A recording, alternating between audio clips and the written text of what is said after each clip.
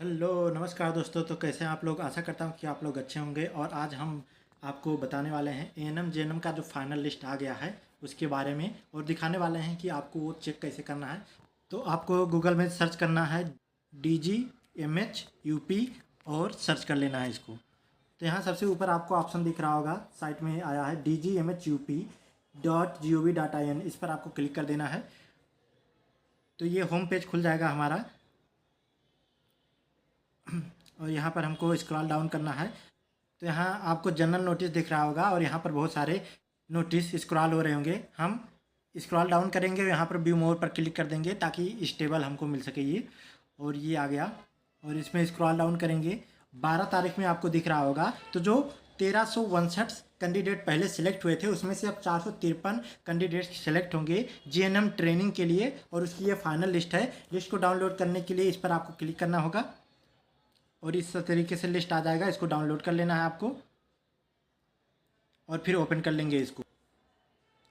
ठीक उसी प्रकार से यहाँ पर फाइनल लिस्ट आप 1800 कैंडिडेट, और वो किसके लिए है? एएनएम के लिए है। और 2024 इसमें से 2700 पहले सिलेक्ट किए गए थे, उसमें से फाइनल लिस्ट आई है 1800 लोगों की। और वो लिस्ट देखने के लिए इस पर आपको क्लिक करना होगा। ये 12 सितंबर का नोटिस है और इसको ओपन कर लेना है। उसके बाद डाउनलोड कर लेना है पहले, फिर ओपन कर लेना है। आपको इसका मैं PDF दे दूंगा अपने टेलीग्राम चैनल पे, और वहाँ से जा कर के आप डाउनलोड कर सकते हैं। अभी हम ओपन कर लेते हैं PDF।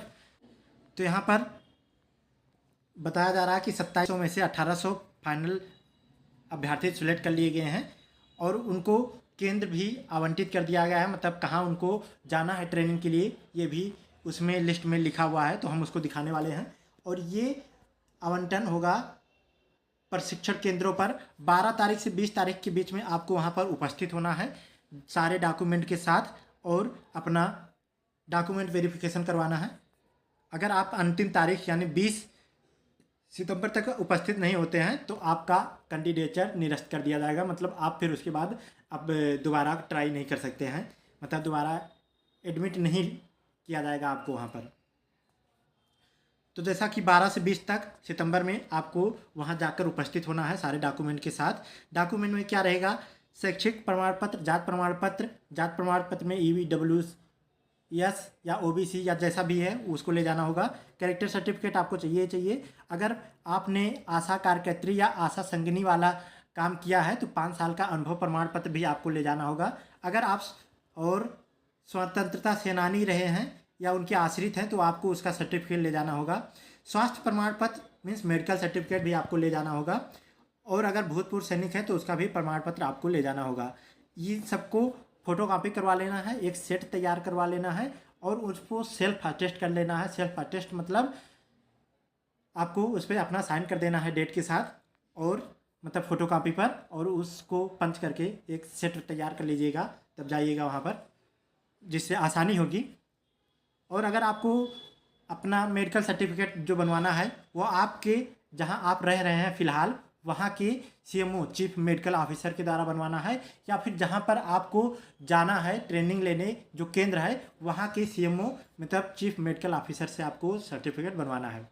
तो आप दोनों जगह से बनवा सकते हैं, कोई दिक्कत नहीं है। अगर उसमें कोई प्रॉब्लम होती है तो आपको संबंधित केंद्र के प्रधानाचार्य या प्रभारी से आप संपर्क कर सकते हैं। वहाँ पर प्रधानाचार्य और प्रभारी होंगे जो आपको ट्रेनिंग देंगे वहाँ की, तो वो उसमें आपकी हेल्प करेंगे और आपका मेडिकल सर्टिफिकेट बन जाएगा।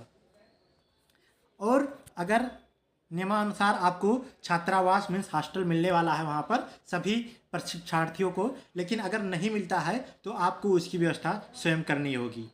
तो ये पूरा डिटेल है जो एएनएम जीएनएम दोनों के लिए कॉमन है। तो ये सारी डिटेल दोबारा से यहाँ पर लिखी गई हैं। और स्क्रॉल डाउन करेंगे, ये कट ऑफ है, न्यूनतम cut off general OBC EWS SC ST के लिए कितना है।